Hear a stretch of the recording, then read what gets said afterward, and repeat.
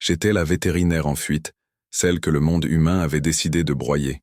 Il y a 3 jours, j'avais une clinique, une vie, un avenir.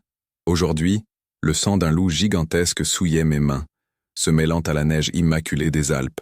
Le vent glacial mordait ma peau à travers mes vêtements déchirés, mais je ne sentais rien d'autre que la chaleur qui s'échappait de la plaie béante sur son flanc. Il aurait dû me déchiqueter à la seconde où je l'avais approché. C'était la loi de la nature, la loi de la survie. Pourtant, cette créature, plus grande que n'importe quel prédateur que j'avais jamais étudié, gisait là, haletante, et ses yeux d'or liquide me suivaient avec une intelligence qui défiait toute logique. La déesse, le destin, ou quel que soit le nom qu'on lui donne, avait décidé que mon histoire ne s'arrêterait pas sur cette route de montagne. Elle commençait à peine, dans le sang et le froid. Tout avait basculé à Lyon. J'avais vu ce que je n'aurais pas dû, des hommes puissants, des cages, et des animaux dont les yeux hurlaient une terreur que je ne pouvais ignorer. Mon témoignage à la police n'avait fait qu'apposer une cible sur mon dos. Il m'avait donné 24 heures pour disparaître. Alors j'ai fui. J'ai conduit jusqu'à ce que ma vieille voiture rende l'âme au milieu de nulle part, me laissant seul avec un sac à dos et une peur viscérale qui me rongeait les entrailles. J'étais devenu une proie, traqué par des monstres à visage humain, et je m'étais enfoncé dans la nature sauvage en pensant y trouver un refuge. Je cherchais à échapper à la brutalité des hommes, sans me douter que j'allais tomber sur une créature dont la puissance dépassait de loin tout ce que j'avais pu imaginer. J'étais une ombre grelottante, une survivante au bord du gouffre, complètement ignorante du monde qui se cachait juste sous la surface d'une autre. Et puis je l'ai trouvé. Ou peut-être est-ce lui qui m'a trouvé. Il était étendu dans une clairière, une tache d'encre noire sur la blancheur aveuglante de la neige. Sa fourrure était épaisse et sombre comme une nuit sans lune, souillée par le rouge vif de son propre sang. La blessure était profonde, presque chirurgicale, et une odeur métallique et âcre flottait dans l'air. C'était une lame, pas des crocs, qui avait fait ça. Ma première pensée fut celle de la peur, une terreur pure qui me glaça les os. Mon instinct humain criait de fuir, de courir le plus loin possible. Mais ensuite mon serment de guérisseuse a pris le dessus. Ses yeux se sont posés sur moi, et il n'y avait ni menace ni sauvagerie dans son regard. Juste une douleur immense, une lueur de défi et une confiance inexplicable. Il me regardait comme s'il savait qui j'étais, comme s'il m'attendait. Alors, j'ai agi. J'ai laissé tomber mon sac, mes mains tremblantes fouillant à la recherche de mon kit de premier secours. Dérisoire face à une telle blessure. J'ai déchiré une partie de ma propre chemise pour en faire des compresses. Chaque geste était un pari insensé. Je me suis agenouillé à ses côtés, le souffle court, m'attendant à chaque seconde à sentir ses crocs se refermer sur ma gorge. Mais il est resté immobile, son énorme tête posée sur la neige, son flanc se soulevant dans un rythme faible et irrégulier. Le contact de sa fourrure était étrange, rêche et chaud malgré le froid ambiant. Une énergie crépitait autour de lui, une aura de pouvoir brut et ancien qui semblait imprégner l'air lui-même. L'odeur de la forêt, du pin et de la terre humide se mêlait à son parfum unique, une fragrance masculine et sauvage qui a court-circuité toutes mes pensées rationnelles. Je ne soignais pas un simple animal, je le sentais au plus profond de mon être. Tandis que je pressais les compresses sur sa blessure pour tenter de juguler l'hémorragie, une connexion étrange s'est tissée entre nous. Nos regards ne se sont pas quittés. Dans ses prunelles dorées, je ne voyais pas une bête mais une âme ancienne, puissante et incroyablement seule. Un frisson a parcouru mon échine, mais il ne venait pas du froid. C'était une reconnaissance instinctive, un murmure dans mon sang qui me disait que j'étais exactement là où je devais être. J'oubliais ma propre peur, ma propre fuite, ma propre solitude. Tout ce qui comptait, c'était le souffle rauque de cette créature et la pulsation de la vie qui faiblissait sous mes doigts. Pour la première fois depuis des jours, je n'étais plus la victime. J'étais une guérisseuse, et mon unique patient était ce roi de la forêt qui semblait détenir tous les secrets de ce monde. Après ce qui m'a semblé une éternité, le saignement a commencé à ralentir. J'ai réussi à faire un bandage de fortune, serrant les bandes de tissu avec toute la force qui me restait. Épuisé, vidé, je me suis effondré à côté de lui, ma tête reposant presque contre son poitrail massif. Son corps irradiait une chaleur intense qui a commencé à chasser le froid de mes membres engourdis. Il a poussé un grognement sourd, une vibration profonde qui a résonné dans ma poitrine. Ce n'était pas un son menaçant. C'était un son de soulagement, presque de gratitude. J'ai fermé les yeux un instant, me laissant aller à l'épuisement, en sécurité aux côtés du plus grand prédateur de ces montagnes. J'étais une humaine sans défense, et il était un loup à l'agonie. Nous étions deux âmes brisées, perdues dans l'immensité blanche de l'hiver, et nous venions de nous sauver mutuellement. Comment une simple humaine en fuite et le roi Alpha le plus redouté du continent pouvaient-ils être destinés l'un à l'autre? Et pourquoi le destin avait-il choisi le seuil de la mort pour nous réunir? Ce moment, ce choix de compassion face à une peur mortelle, a été la première pierre d'un chemin que je n'aurais jamais pu imaginer. Un chemin qui allait me mener des haillons au trône, de la paria à la reine, et qui allait forcer un monde de prédateurs impitoyables à s'agenouiller. Un chemin pavé de sang, de trahison, mais aussi d'un amour si puissant qu'il pouvait briser les malédictions et réécrire les prophéties. Avant que je vous raconte comment le son des eaux qui craquent a brisé le silence de la forêt cette nuit-là, et comment j'ai découvert que le monstre que je sauvais était en réalité un roi, n'oubliez pas de commenter ici pour me dire de quelle meute vous m'écoutez et de vous abonner à la chaîne. J'adore savoir qui est de mon côté. Croyez-moi, vous ne voudrez pas manquer le moment où ils ont tous découvert qui j'étais vraiment. Le silence qui a suivi le craquement de ces eaux fut plus assourdissant que n'importe quel hurlement. Là où se trouvait le loup gigantesque, se tenait désormais un homme, nu, couvert de sang et de boue, mais indéniablement un homme. Sa musculature puissante était une carte de batailles anciennes et récentes. Chaque cicatrice une histoire que je ne connaissais pas. La stupeur m'a cloué sur place, mon esprit refusant de traiter l'information. J'avais passé ma vie à étudier la biologie, les lois immuables de la nature, et tout ce que je savais venait de voler en éclats. Il était là, chancelant légèrement, sa main pressée contre le bandage improvisé sur son flanc, et ses yeux dorés, si intelligents et si intenses, me fixaient avec une gravité qui me glaçait le sang. La créature sauvage avait disparu, laissant place à un prédateur d'un tout autre genre, dont la vulnérabilité même était une menace. Sa voix, quand il a parlé, était un grondement rauque, chargé d'une autorité qui semblait faire vibrer l'air gelé autour de nous. « Tu viens de sauver la vie de Maxence Rochefort », a-t-il articulé, chaque mot lui coûtant un effort visible. « Le roi Alpha du Sud-Est a une dette envers toi, roi Alpha. » Les mots flottaient entre nous, absurdes et terrifiants. Le sol s'est dérobé sous mes pieds. J'avais fui un monde de criminels humains pour tomber sur le roi d'un royaume de monstres. Ma compassion m'avait jeté dans une cage bien plus grande et plus dangereuse que celle que j'essayais d'éviter. Il n'y avait pas de gratitude dans son regard, pas au sens humain du terme. Il y avait une reconnaissance de fait, un constat. Un lien venait d'être forgé dans le sang et la douleur, un lien que je n'avais jamais demandé et dont je commençais à peine à comprendre le poids écrasant. Il ne m'a pas laissé le choix. Affaibli mais implacable, il m'a ordonné de le suivre. Chaque pas dans la neige profonde était une torture pour lui, mais sa volonté était de faire. Il marchait devant moi, me protégeant du vent de son corps massif, un geste qui aurait pu être tendre s'il n'avait pas été si clairement un acte de possession. Je n'étais plus une Samaritaine anonyme, j'étais sa sauveuse et donc sa responsabilité, sa propriété. La peur était une boule de glace dans mon estomac, mais la curiosité et une étrange, inexplicable sensation de sécurité m'empêchèrent de fuir. Où serais-je allé de toute façon? Retourner vers les hommes qui voulaient en ma mort? Ou rester avec le monstre dont je venais de sauver la vie? Pour la première fois, le monstre me semblait être le choix le plus sûr. Après une marche qui m'a semblé durer une éternité, nous sommes arrivés à une sorte de forteresse de bois et de pierre, dissimulée dans une vallée cachée que les cartes ignoraient certainement. Des gens sont sortis, leurs visages durs et méfiants. Leurs yeux, tous d'une intensité surnaturelle, se sont posés sur moi, la pièce rapportée, l'humaine fragile et sale qui souillait la neige de leur sanctuaire. Les murmures ont commencé instantanément, un sifflement de doute et d'hostilité. Je n'étais pas une invitée, j'étais une anomalie, une complication. Leurs regards me déshabillaient, me jugeaient, me trouvaient insignifiante. J'étais passé du statut de proie dans le monde humain à celui de curiosité méprisée dans le leur. La solitude que je ressentais dans la forêt n'était rien comparé à l'isolement que j'ai éprouvé au milieu de cette foule de créatures qui me considéraient comme inférieur.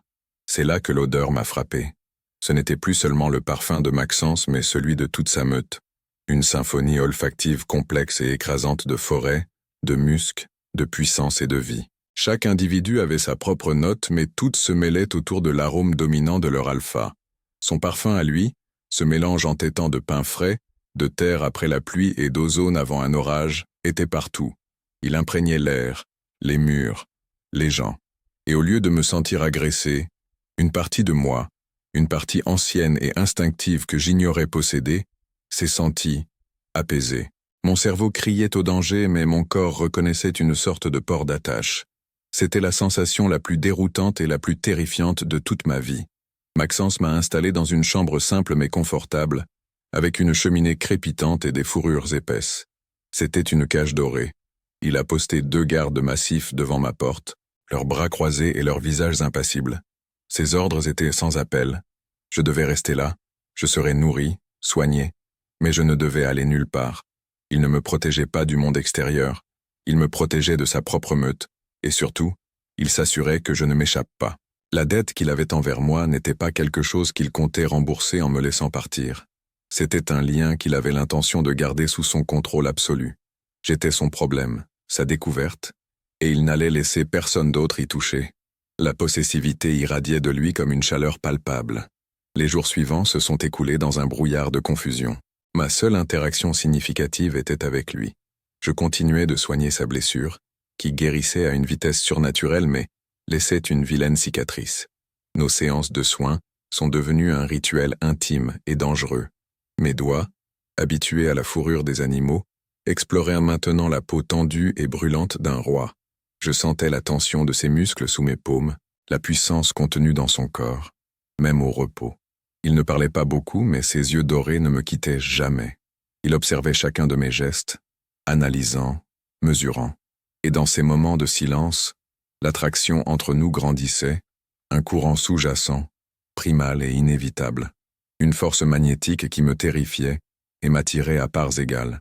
Mon esprit était en guerre. Une partie de moi, la vétérinaire rationnelle, la survivante, hurlait que cet homme était un monstre, un prédateur au sommet de la chaîne alimentaire, et que je devais trouver un moyen de fuir à la première occasion. Il était tout ce que la nature avait de plus dangereux, concentré en un seul être.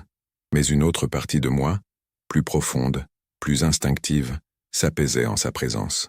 Son odeur était un baume et un poison. La chaleur de son corps chassait le froid de mon âme. Le grondement sourd de sa voix, même lorsqu'il donnait des ordres, faisait taire la peur qui m'avait rongé pendant des jours. Je me sentais en sécurité à côté de l'homme le plus dangereux que j'ai jamais rencontré, et cette contradiction menaçait de me rendre folle. Le conflit a éclaté au 3e jour. Un de ses lieutenants, un bêta nommé Silas au visage balafré et au regard glacial, est entré dans ma chambre sans frapper. Il m'a toisé avec un mépris non dissimulé. « L'alpha perd son temps avec toi, l'humaine », a-t-il craché. « Tu es faible. Une distraction. Une fois qu'il sera guéri, il te jettera comme un jouet cassé. C'est ta seule utilité. » Ces mots étaient des coups de poignard, ravivant toutes mes insécurités, toute ma honte d'être une simple fugitive sans défense au milieu de ces demi-dieux. J'ai reculé, le cœur battant, incapable de formuler une réponse. Je n'étais rien ici, et il le savait. Il s'est approché, son ombre me couvrant, une lueur cruelle dans les yeux. Soudain, l'air est devenu électrique. Maxence est apparu dans l'encadrement de la porte, silencieux comme un fantôme. Il n'a pas dit un mot. Il n'en a pas eu besoin. L'aura de puissance qui a émané de lui a fait chuter la température de la pièce. Un grondement sourd, à peine audible mais qui a fait vibrer les murs, a roulé dans sa poitrine. Silas s'est figé, toute son arrogance s'évaporant pour laisser place à une peur panique. Les yeux de Maxence n'étaient plus ceux d'un homme. Ses iris étaient de l'or en fusion, des orbes de prédateurs purs. Elle est sous ma protection, Silas. Sa voix était un murmure mortel. Quiconque la touche, même du regard, me répondra. Il a fait un pas dans la pièce, se plaçant entre le bêta et moi. Puis il a ajouté 3 mots qui ont scellé mon destin. Elle est à moi. La peur aurait dû me paralyser. Voir cette fureur glaciale, cette promesse de violence mortelle dans les yeux de Maxence aurait dû me faire hurler. Au lieu de ça, une vague de sécurité chaude et irrationnelle m'a submergé. Pour la première fois depuis que j'avais fui Lyon, quelqu'un se dressait pour moi. Quelqu'un de plus fort que tous les monstres que j'avais croisés. Sa brutalité était mon bouclier. Sa possessivité était ma forteresse. Silas a baissé la tête, murmurant des excuses avant de s'éclipser comme un chien battu. Maxence est resté là, son corps tendu comme un arc, le grondement vibrant toujours en lui. Il ne m'a pas regardé, mais je sentais toute son attention concentrée sur moi, m'enveloppant, me marquant. Quand il s'est finalement tourné vers moi, la fureur avait quitté ses yeux, remplacée par une intensité sombre et troublante. La tension entre nous était devenue une chose vivante, une créature affamée qui respirait l'air de la pièce. Son parfum, maintenant chargé de possessivité et d'instinct protecteur, m'a submergé, court-circuitant mes pensées. Il a levé la main, lentement, comme pour ne pas m'effrayer, et a effleuré ma joue du dos de ses doigts. Le contact a été une décharge électrique, un feu qui a parcouru mes veines et a fait taire la guerre dans ma tête. À cet instant, il n'y avait plus de logique, plus de peur, juste cette connexion brûlante, cette certitude absolue que sa main sur ma peau était la chose la plus juste au monde. Je l'ai compris à ce moment-là avec une clarté terrifiante. Ce n'était pas une dette, ce n'était pas de la gratitude ou de la responsabilité. C'était une chaîne forgée par le destin, la magie ou une biologie que je ne comprenais pas. Un lien invisible mais incassable nous liait l'un à l'autre.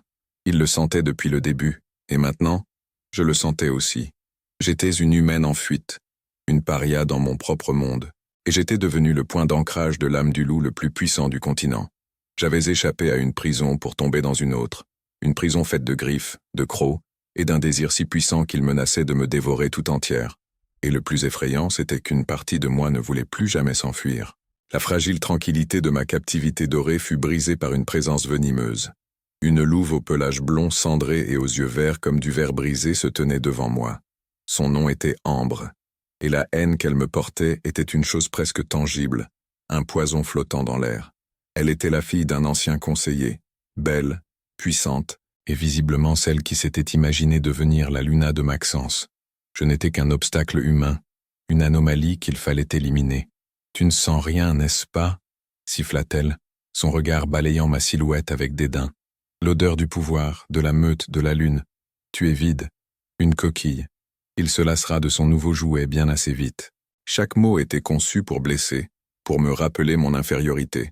J'ai reculé d'un pas cherchant une répartie que je n'avais pas. Que pouvais-je dire? Elle avait raison. J'étais une étrangère, une simple humaine perdue dans un monde de prédateurs. Mais avant qu'elle ne puisse ajouter une autre insulte, une ombre massive a rempli l'encadrement de la porte. Maxence. Il n'a pas prononcé un mot, mais l'atmosphère a changé instantanément. L'air est devenu lourd, vibrant d'une menace à peine contenue. Il s'est avancé lentement, se plaçant entre Ambre et moi, un bouclier de muscles et de fureur silencieuse. Son corps était une muraille, et derrière lui je me sentais soudainement intouchable. La peur qui commençait à me ronger s'est dissipée, remplacée par une étrange vague de chaleur et de sécurité. Il ne me protégeait pas seulement, il me revendiquait. Un grondement a vibré dans sa poitrine, si bas que je l'ai plus senti que entendu. Ce n'était pas un son humain, c'était le prédateur alpha qui parlait, un avertissement primal qui a fait se hérisser les poils sur mes bras. Ambre, sa voix était un murmure de glace. Elle est mon invitée, ma responsabilité. Si tu la menaces à nouveau, ne serait-ce que par un regard, tu découvriras à quel point ma patience a des limites. Le visage d'Ambre a pâli. Toute sa suffisance s'est évaporée, laissant place à une peur respectueuse. Elle a baissé la tête en signe de soumission, marmonnant des excuses avant de s'éclipser, la queue entre les jambes au sens figuré. Maxence est resté immobile un instant, son dos toujours tourné vers moi, un monolithe de puissance protectrice. Puis, il s'est retourné, et l'intensité de son regard m'a cloué sur place. La fureur avait disparu, remplacée par cette lueur dorée, sombre et possessive, qui semblait me sonder jusqu'à l'âme. « Personne ne te fera de mal ici », a-t-il affirmé, et ce n'était pas une promesse, c'était un fait. Sa main s'est levée et il a écarté une mèche de cheveux de mon visage. Le contact de ses doigts sur ma tempe a été comme une marque au fer rouge, un choc électrique qui a parcouru tout mon corps. La chaleur s'est concentrée dans mon ventre, une sensation dévorante et enivrante. Son odeur de pain et d'orage m'a enveloppé, et pour la première fois, je n'ai pas lutté contre. Je me suis laissé imprégner, trouvant un réconfort terrifiant dans sa domination. Plus tard dans la soirée, le dîner nous a été servi dans ses quartiers privés. L'incident avec Ambre avait laissé une tension palpable entre nous, un silence chargé de non-dits. Un ragoût fumant et du pain frais ont été posés sur la table. L'odeur était délicieuse, mais quelque chose a attiré mon attention. Une note végétale subtile, légèrement amère que mon nez de vétérinaire a identifiée sans la nommer consciemment. Maxence, perdu dans ses pensées ou peut-être trop habitué à la sécurité de son propre sanctuaire, a commencé à manger sans hésiter. J'ai ouvert la bouche pour l'avertir, mais ma propre incertitude m'a fait taire. Comment expliquer une suspicion basée sur une simple odeur à un roi alpha? J'étais l'humaine paranoïaque. J'avais tort de douter. Alors, je me suis tue, une erreur que j'allais regretter amèrement. Les premiers signes furent presque imperceptibles. Une légère pâleur sous son teint hâlé, une perle de sueur sur sa tempe malgré la fraîcheur de la pièce. Il a posé sa cuillère, une grimace de douleur traversant brièvement son visage. « Qu'y a-t-il » ai-je demandé, mon cœur commençant à battre plus vite. Rien, juste la blessure qui tire. A-t-il menti? Mais sa voix manquait de sa force habituelle. Puis un spasme a secoué son épaule, un tremblement incontrôlable. Il a serré les poings sur la table, ses jointures devenant blanches, luttant pour garder le contrôle. Son orgueil de prédateur suprême était en guerre contre le poison qui commençait à ravager son corps, et il était en train de perdre la bataille. Soudain, il s'est effondré. Il a basculé de sa chaise, un grognement de douleur pure s'échappant de ses lèvres, alors qu'il s'écrasait sur le sol en bois. La panique m'a saisi, glaciale et totale. J'ai crié son nom, me précipitant à ses côtés. Son corps était secoué de convulsions, ses muscles puissants se contractant de manière erratique. De l'écume est apparue aux commissures de ses lèvres, et ses yeux dorés étaient vitreux, perdus dans un brouillard de souffrance. Les gardes ont fait irruption, suivis rapidement par une vieille femme, la guérisseuse de la meute. Elle a examiné Maxence, son visage se durcissant de désespoir. « C'est de l'aconite », a-t-elle murmuré horrifiée. « Le tue-loup, il n'y a rien que nous puissions faire. Seule la déesse peut décider maintenant. » Non, le mot est sorti de ma gorge. Un cri de défi. La vétérinaire en moi a pris le dessus, balayant la peur. L'aconite, le wolfsbane. Je connaissais ce poison. J'avais traité des chiens qui en avaient ingéré accidentellement. C'était un neurotoxique violent, mais il n'était pas invincible. J'ai besoin de charbon actif, de belladone et d'eau bouillante. Vite, ai-je ordonné, ma voix ne laissant place à aucune discussion. Les gardes et la guérisseuse m'ont regardé, stupéfaits, mais la certitude dans mon regard les a fait bouger.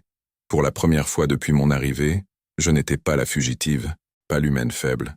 J'étais une guérisseuse et c'était mon patient. Je refusais de le laisser mourir. Le combat a duré toute la nuit. J'ai forcé un mélange de charbon et d'herbe dans sa gorge, luttant contre ses convulsions. Il était à moitié conscient, son corps brûlant de fièvre, ses grognements se mêlant à des murmures où mon nom revenait sans cesse, un appel rauque et désespéré. Sa force surnaturelle rendait le poison encore plus dévastateur, son métabolisme accéléré le propageant à une vitesse fulgurante. Les guérisseurs de la meute observaient, impuissants, tandis que j'utilisais des techniques humaines, des connaissances qu'ils jugeaient primitives, pour maintenir son cœur battant et sa respiration stable. C'était une bataille contre la montre, une danse macabre entre ma science et leur magie défaillante. Puis sa température a chuté brutalement. Son corps, qui était une fournaise quelques instants plus tôt, est devenu glacial. Sa peau était moite et froide, ses lèvres prenaient une teinte bleutée. L'hypothermie.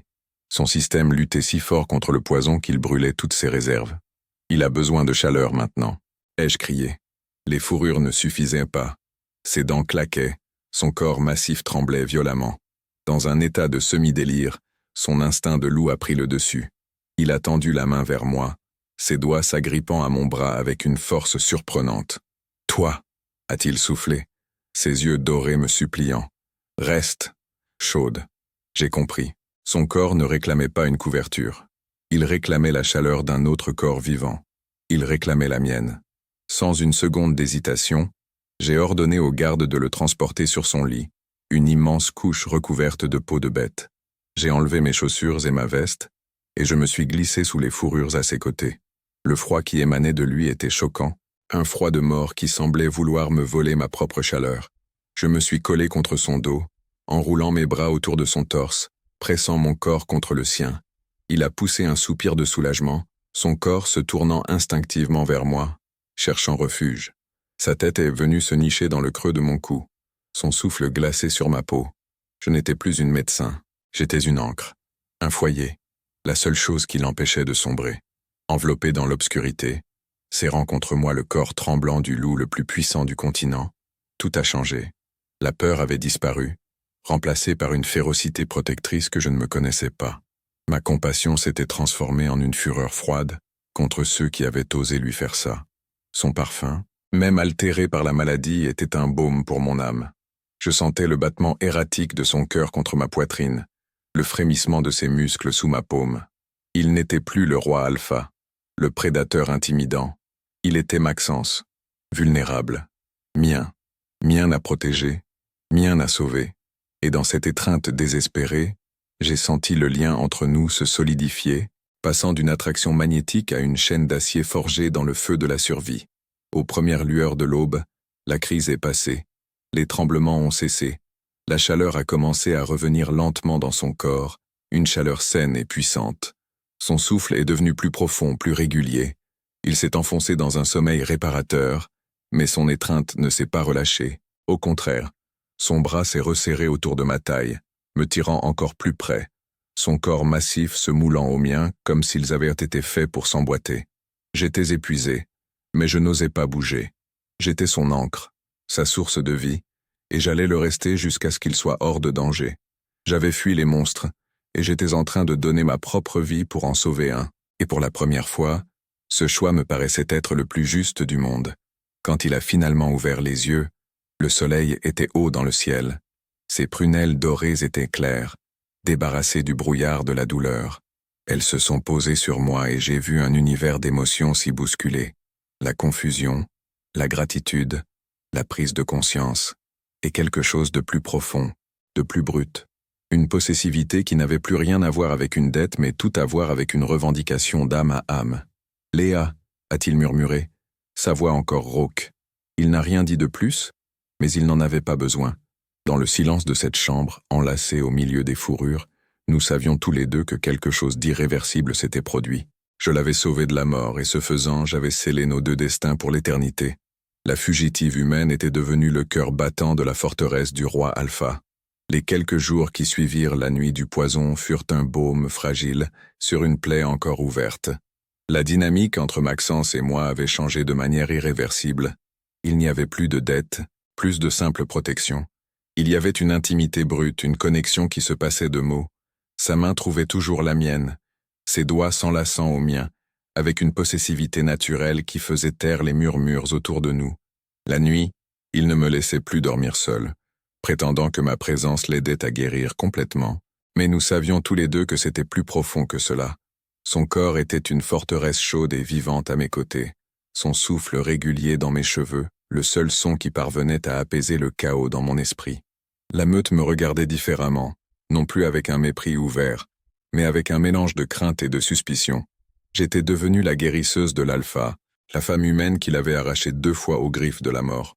J'étais une énigme, un miracle ou une malédiction, et personne ne savait encore de quel côté pencherait la balance. La possessivité de Maxence était devenue une seconde peau, une aura tangible qui m'entourait en permanence. En public, il était le roi Alpha, froid et impitoyable. Mais dès qu'un regard hostile se posait sur moi, un grondement sourd vibrait dans sa poitrine, un avertissement que tous comprenaient. Sa main se posait au creux de mon dos, un geste de revendication qui ne laissait aucune place à l'ambiguïté. Il me traitait non pas comme une invitée, mais comme un trésor inestimable qu'il fallait garder à l'abri du monde. Cette protection farouche était à la fois mon refuge et ma prison. Elle me coupait des autres, renforçant mon statut d'étrangère, la pièce rapportée qui n'appartenait qu'à l'Alpha. Je me sentais à la fois adoré et isolé, comme une fleur rare conservée sous une cloche de verre, admiré mais incapable de prendre racine dans la terre de la meute. Chaque geste tendre de sa part creusait un peu plus le fossé entre moi et son peuple. Notre bulle de tranquillité ne pouvait pas durer. La nouvelle de l'attentat contre la vie de Maxence s'était répandue comme une traînée de poudre dans les territoires voisins. Des émissaires d'autres meutes ont commencé à arriver, leurs visages graves et leurs questions pointues.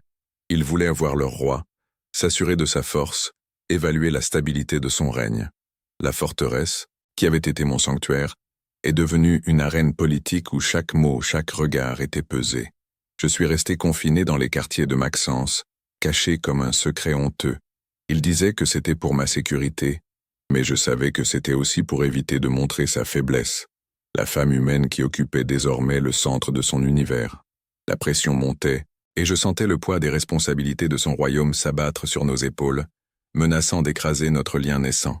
C'est Ambre qui a porté le premier coup. Vaincue mais non anéantie, sa jalousie s'était muée en un venin plus subtil.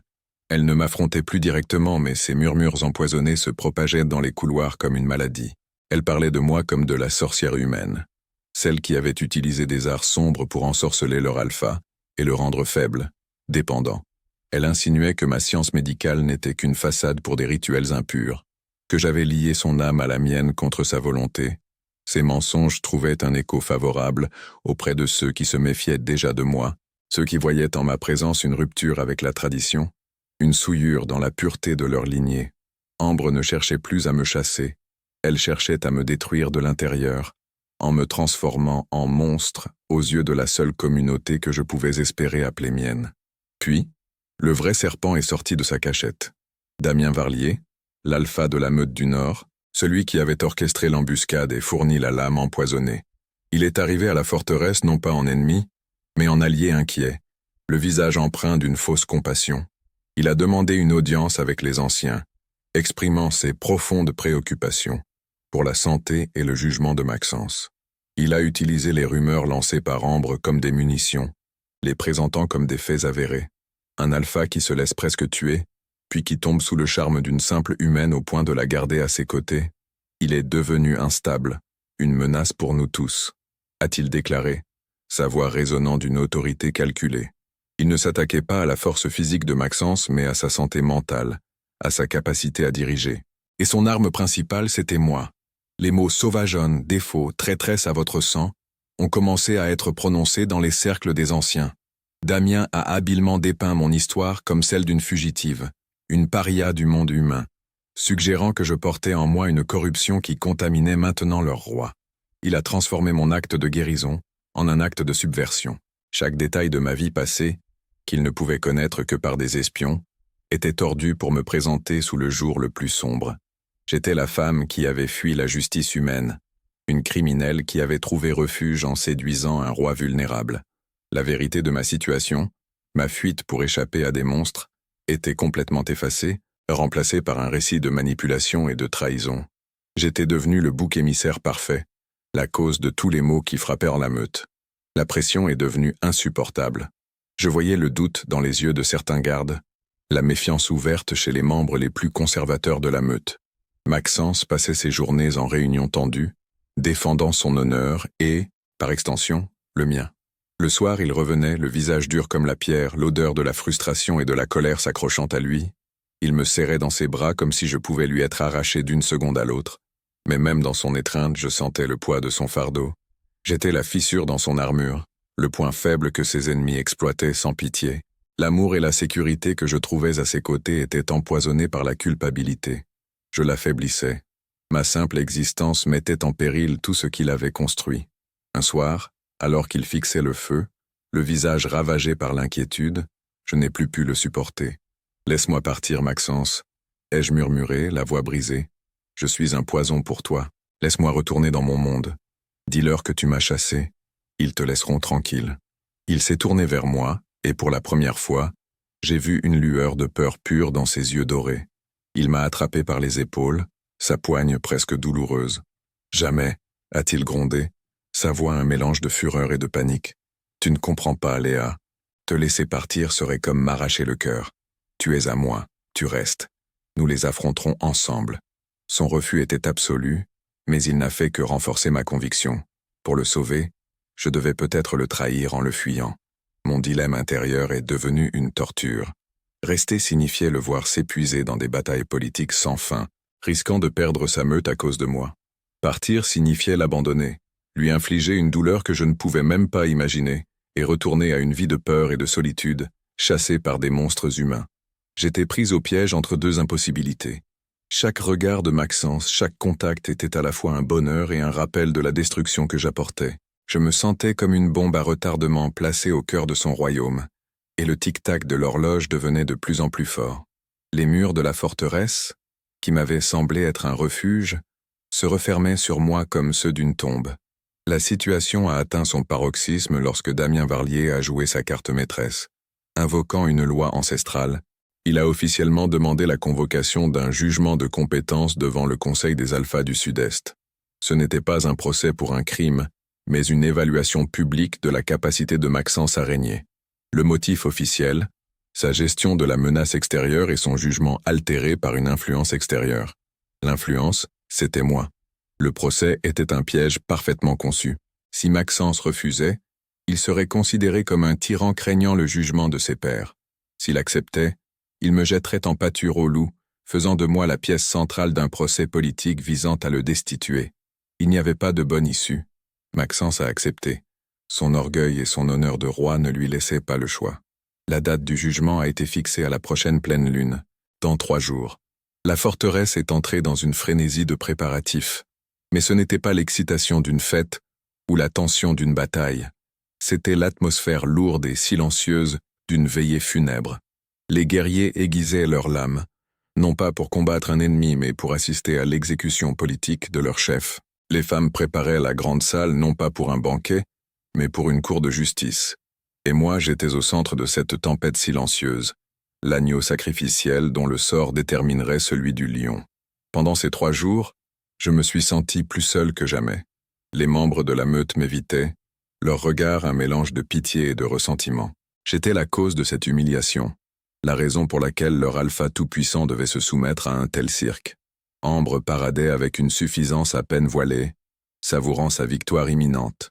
Elle savait, comme tout le monde, que la seule façon pour Maxence de gagner serait de me renier, de me bannir, de prouver qu'il plaçait sa meute au-dessus de son caprice humain.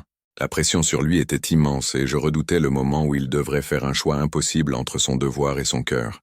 Maxence, de son côté, projetait une image de calme mortel.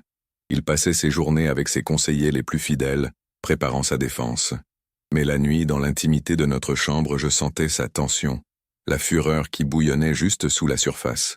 Il me tenait contre lui, enfouissant son visage dans mes cheveux, respirant mon odeur comme si c'était la seule chose qui l'empêchait de se transformer et de massacrer tous ses accusateurs. « Fais-moi confiance, Léa », murmurait-il dans le noir. « Je ne les laisserai pas te prendre.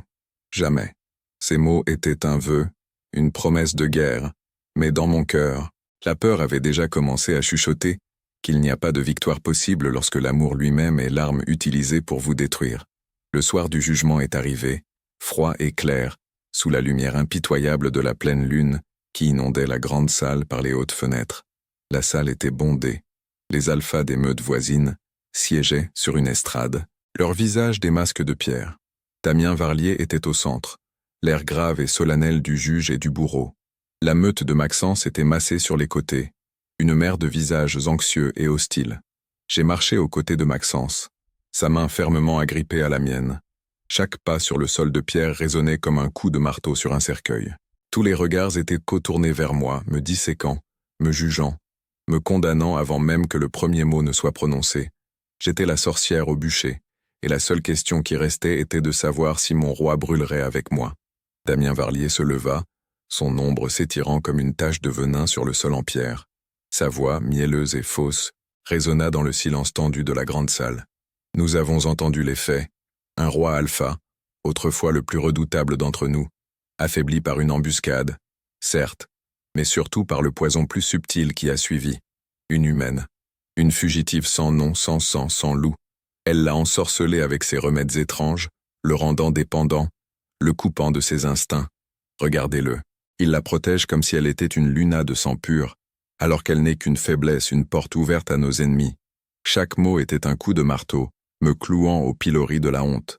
Je sentis la main de Maxence se resserrer sur la mienne, un ancrage dans la tempête de haine qui déferlait sur moi. Il a pointé un doigt accusateur dans ma direction, son regard brillant d'une cruauté triomphante.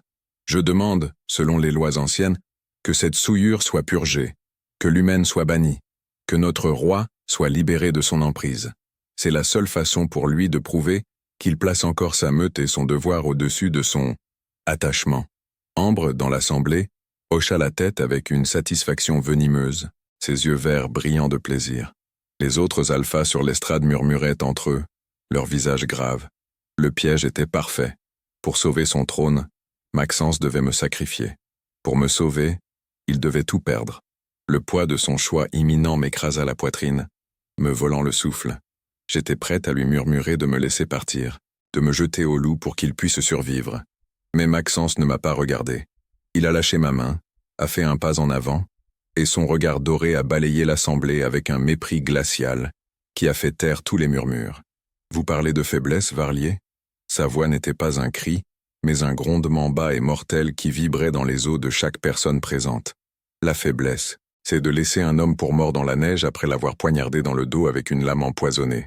La faiblesse, c'est d'utiliser des mensonges et la peur pour tenter de voler ce que vous n'avez pas le courage de gagner. Un frisson de stupeur a parcouru la foule. Il ne se défendait pas, il accusait. Il retournait le procès contre ses juges. Puis il s'est tourné vers moi, et devant des centaines de pères Dieu, toute la froideur a quitté son visage, remplacée par une révérence qui a coupé le souffle à l'assemblée. Cette femme, que vous appelez une souillure, est plus forte que n'importe lequel d'entre vous. Quand j'étais à l'agonie, abandonnée par les miens, c'est elle qui m'a trouvé. Une humaine seule, en fuite, avec toutes les raisons du monde d'avoir peur. Elle aurait pu me laisser mourir. Au lieu de ça, elle a risqué sa propre vie pour sauver celle d'un monstre inconnu. Il a marqué une pause, laissant le poids de ses mots s'installer. Elle ne m'a pas ensorcelé. Elle m'a sauvé. 2 fois. Sa compassion est une force que vos griffes et vos crocs ne connaîtront jamais. Voyant la situation lui échapper, la panique a déformé les traits de Damien. Il a sorti une dague de sa ceinture, sa lame d'argent brillant sinistrement sous la lumière de la lune. Assez de ces délires. Si tu ne purges pas ta propre faiblesse, je le ferai pour toi, a-t-il hurlé, et il s'est élancé vers moi. Le temps a semblé ralentir. J'ai vu Maxence se tendre, un rugissement bestial montant de sa gorge alors qu'il se préparait à intercepter. Mais une force que je ne connaissais pas, un instinct plus ancien que la peur, a pris le contrôle de mon corps. Je n'ai pas reculé. J'ai levé les mains, non pas pour me défendre, mais pour protéger Maxence, qui se tenait juste derrière moi. Un cri a jailli de ma gorge, un son qui n'était ni de peur ni de douleur, mais de pure volonté. Une lumière argentée, aveuglante et pure comme le cœur de la lune, a explosé de mes paumes. Ce n'était pas une force violente, mais une vague d'énergie pure et vivante. Elle a frappé Damien en pleine poitrine, non pas pour le blesser, mais pour le repousser, l'envoyant rouler sur le sol comme un jouet désarticulé. La lumière a inondé la salle, chassant toutes les ombres, et une sensation de paix et de puissance ancienne a rempli l'air. Quand la lumière s'est estompée, un silence de mort s'est abattu sur la foule. Je me tenais là, tremblante mais indemne, et sur mon front, gravé dans une lueur argentée douce et pulsante, se trouvait le symbole d'un croissant de lune. Le plus vieil ancien de la meute, un loup aux cheveux blancs comme la neige, s'est levé, les yeux écarquillés par l'incrédulité et la crainte. Sa voix tremblante a brisé le silence. L'oméga blanche, a-t-il soufflé, les mots résonnant comme une prophétie longtemps oubliée. La guérisseuse bénie par la déesse. La prophétie, elle est réelle. Un murmure a parcouru la foule, se transformant en un grondement de stupéfaction. Je n'étais pas une simple humaine. J'étais la descendante d'une lignée perdue. Une lignée de guérisseurs dont le pouvoir ne se manifestait que face au véritable amour et au sacrifice. J'étais la réponse à une prière que la meute avait oubliée depuis longtemps. Le visage de Damien était un masque de terreur pure. Son plan s'était retourné contre lui de la manière la plus spectaculaire qui soit. Il n'avait pas seulement échoué à destituer un roi, il avait insulté et attaqué une figure divine aux yeux de son peuple. Ambre, non loin de là, était blanche comme un linge, comprenant que sa jalousie l'avait poussé à commettre un sacrilège impardonnable. Ils n'étaient plus des rivaux politiques, ils étaient des hérétiques, des traîtres non seulement à leur alpha, mais à leur déesse elle-même. Leur destin était scellé, et ce ne serait pas un simple exil. Maxence n'a pas regardé ses ennemis vaincus. Ses yeux dorés étaient fixés sur moi, brûlant d'une adoration si intense qu'elle me faisait vaciller. Il n'y avait pas de surprise dans son regard, seulement une confirmation comme s'il avait toujours su au fond de son âme que j'étais plus que ce que je paraissais. Lentement, avec une délibération qui a captivé chaque âme dans la salle, il a fait la chose la plus impensable pour un roi alpha, le prédateur le plus dominant du continent. Devant les alphas rivaux, devant sa propre meute, devant ses ennemis, il s'est agenouillé. Un genou à terre puis l'autre jusqu'à ce qu'il soit entièrement soumis, la tête inclinée devant moi. Le choc a été si puissant qu'un silence absolu est tombé, si profond que je pouvais entendre les battements de mon propre cœur. Le roi des rois était à genoux devant la fugitive humaine. Le pouvoir, la hiérarchie, toutes les règles de leur monde venaient de voler en éclats. Il a levé la tête, son regard rencontrant le mien et sa voix, claire et forte, a résonné dans la salle comme un serment sacré. « Ma meute t'a rejeté. Moi, je ne le ferai jamais. » Chaque mot était un vœu, une réparation pour chaque insulte que j'avais subie. « La déesse de la lune t'a gardé caché pour moi, pour nous tous. » A-t-il continué, sa voix vibrante d'une émotion brute. Tu n'es pas ma faiblesse, Léa. Tu es ma force, notre salut. Veux-tu être ma compagne? Mon égale? Ma Luna? La question n'était pas un ordre ni une demande, c'était une offrande. Il m'offrait son cœur, son titre, son âme, et le faisait depuis la position la plus vulnérable qui soit, me donnant tout le pouvoir. Les larmes ont brouillé ma vue alors que je murmurais un mot qui a scellé mon destin et a réécrit l'avenir de ce royaume. Oui, à l'instant où le mot a quitté mes lèvres, un frémissement a parcouru la meute. Suivant l'exemple de leur alpha, un par un, puis par dizaines, puis par centaines, ils se sont agenouillés. Les guerriers fiers, les anciennes méfiantes, les jeunes loups curieux, tous se sont inclinés devant moi. Un hurlement a commencé, bas et respectueux, puis a enflé pour devenir un cœur puissant et triomphant qui a fait trembler les murs de la forteresse. Ce n'était pas un cri de guerre, mais un chant d'allégeance. Ils ne saluaient pas seulement leur roi, ils saluaient leur nouvelle reine, leur Luna divine. Maxence s'est relevé, a pris ma main et l'a portée à ses lèvres. Il s'est tenu à mes côtés, non pas devant moi mais à mon égal. Ensemble, nous avons fait face à la mer de têtes inclinées. Les visages de Damien et d'Ambre étaient des masques de pure horreur, réalisant qu'ils étaient les seuls à être encore debout, exposés dans leur trahison. Le jugement qui devait me détruire était devenu mon couronnement. La fugitive que j'étais, la vétérinaire humaine qui avait fui pour sauver sa vie, se tenait désormais au sommet du pouvoir, non pas par la force mais par la compassion. La justice n'avait pas été rendue par le sang mais par la lumière. La paria était devenue une prophétie. L'étrangère était devenue leur cœur. Et dans le regard de Maxence, je n'ai pas vu le reflet d'une humaine faible, mais celui d'une reine. Sa reine. J'avais trouvé ma meute, mon foyer et mon destin, non pas en fuyant les monstres, mais en apprenant à aimer le plus grand d'entre eux.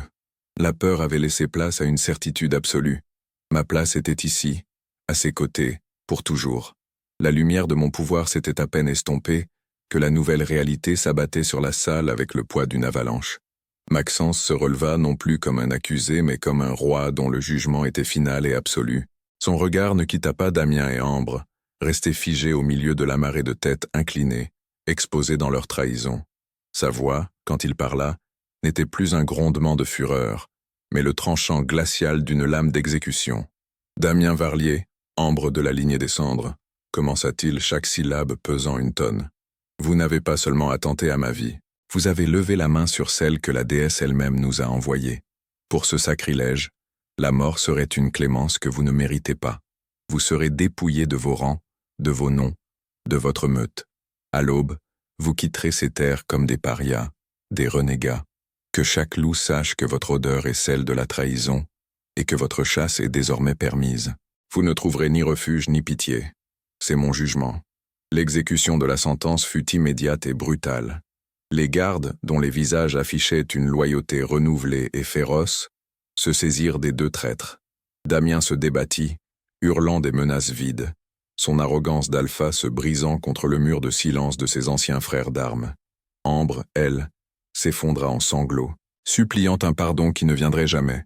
Je les regardais être traînés hors de la grande salle, non pas avec satisfaction, mais avec une tristesse froide et profonde. J'avais vu la noirceur dans le cœur des hommes, et je la voyais maintenant dans celui des loups. Ce n'était pas une victoire joyeuse, mais la purge nécessaire d'un poison qui avait failli tout détruire. Un hurlement d'approbation, bas et unanime, s'éleva de la meute agenouillée, un son qui scellait le destin des exilés et validait le pouvoir de leur roi et de sa nouvelle Luna. Quand Maxence a pris ma main et que nous avons commencé à traverser la salle, le changement était palpable, presque suffocant. Des loups qui, quelques heures plus tôt, me regardaient avec un mépris à peine voilé, n'osaient plus lever les yeux sur moi. Leur tête s'inclinait encore plus bas à notre passage. J'ai croisé le regard de Silas, le bêta qui m'avait menacé dans ma chambre. La peur pure et le respect craintif avaient remplacé son arrogance. Il s'est prosterné, le front presque contre le sol, incapable de soutenir ma vue. Chaque pas était une affirmation de mon nouveau statut, une revanche silencieuse pour chaque murmure, chaque insulte, chaque moment où l'on m'avait fait sentir que je n'étais rien. Je n'étais plus la fugitive, l'animal de compagnie de l'alpha. J'étais leur lien avec le divin, une puissance qu'ils ne comprenaient pas mais qu'ils craignaient et respectaient désormais plus que tout. Dans les jours qui suivirent, nous avons commencé à rebâtir. Notre règne ne serait pas fondé sur la peur, mais sur la justice que j'incarnais. Mon premier décret, prononcé avec le soutien total de Maxence, fut de changer le statut des Omégas. Ils n'étaient plus les serviteurs et les souffres-douleurs de la meute. Leur qualité d'empathie et de soins si longtemps méprisées furent reconnues comme une force. J'ai transformé les anciennes cellules où l'on enfermait les prisonniers en une infirmerie moderne, un sanctuaire de guérison, où j'ai commencé à former les Omégas, alliant mes connaissances vétérinaires à leur sagesse ancestrale des plantes. Nous n'avons pas seulement puni les coupables, nous avons détruit le système qui avait permis à leur haine de prospérer, remplaçant une hiérarchie de brutalité par une communauté de compétences respectées. Debout sur le balcon surplombant la vallée, enveloppé dans la chaleur du corps de Maxence, je sentais le calme s'installer sur la meute pour la première fois. La peur qui m'avait poursuivi depuis Lyon s'était enfin dissipée, remplacée par un sentiment d'appartenance si profond qu'il semblait faire partie de mon âme. J'étais Léa Girard, l'Oméga blanche, la Luna du clan Rochefort. Mon pouvoir n'était pas dans mes griffes ou mes crocs, mais dans ma capacité à guérir, à unir. Maxence posa son menton sur mon épaule, son souffle chaud dans mon cou. « Tu as fui les monstres pour devenir leur reine », murmura-t-il, sa voix vibrante de fierté et d'amour. J'ai posé ma main sur la sienne, nos doigts s'entrelaçant. Il avait raison. J'avais trouvé mon foyer, non pas en échappant à la sauvagerie, mais en lui donnant un cœur. Ensemble, nous étions le début d'une nouvelle ère, une ère où la compassion était la plus grande des forces. Il y a des jours où le souvenir du froid me saisit encore, une morsure fantôme sur ma peau. Je revois la neige tachée de sang, je ressens la solitude écrasante de la fuite, la peur viscérale d'être une proie traquée. Ces cicatrices, celles de mon âme, ne se sont jamais tout à fait effacées. Mais ce ne sont plus des blessures, ce sont les pages d'une histoire qui m'a mené ici. Aujourd'hui, quand ce frisson me traverse, une main chaude et large trouve la mienne, un corps puissant m'enveloppe, et l'odeur de pain et d'orage de Maxence me ramène au présent. Son amour n'a pas effacé mon passé, il lui a donné un sens. Il n'a pas guéri mes cicatrices en les faisant disparaître, mais en les embrassant jusqu'à ce qu'elles ne soient plus que le rappel de la force que j'ignorais posséder. Je ne suis plus la fugitive. Je suis la Luna, la guérisseuse, le cœur de cette meute qui m'avait d'abord rejeté. Hier soir, nous nous tenions sur le grand balcon de la forteresse, regardant les lumières de la vallée en contrebas. La plus brillante d'entre elles venait de l'infirmerie, là où mes anciens frères et sœurs Oméga, autrefois méprisés, étaient désormais les guérisseurs les plus respectés du territoire. Maxence a enroulé ses bras autour de ma taille, posant son menton sur mon épaule. Son souffle chaud a fait danser les quelques mèches de cheveux échappées de ma tresse. « Regarde ce que nous avons bâti, Léa », a-t-il murmuré, sa voix un grondement doux contre mon oreille. Pas moi, nous. Dans ce simple mot, il y avait tout. Il est le roi Alpha, le guerrier dont la puissance fait trembler ses ennemis, mais il est aussi mon partenaire, mon égal. Sa force est mon bouclier. Ma compassion est devenue sa boussole. Notre amour n'a pas seulement uni deux âmes, il a reforgé un royaume, le rendant plus fort non par la brutalité, mais par l'empathie. Notre histoire est maintenant gravée dans la mémoire de la meute, qu'un conte que les anciens racontent aux plus jeunes les soirs de pleine lune. Alors, je vous le demande, à vous qui avez écouté mon parcours depuis l'ombre de la forêt jusqu'à la lumière du trône, sur une échelle de 1 à 10, comment évalueriez-vous ce que le destin nous a réservé? Pensez-vous que la vraie justice se trouve dans la punition des ennemis, ou dans la force de bâtir un monde où leur haine ne peut plus prendre racine? Si les récits de compagnons prédestinés et de reines qui se révèlent vous touchent au cœur, n'oubliez pas de vous abonner à la chaîne pour ne rien manquer. Merci d'avoir écouté mon histoire, notre histoire.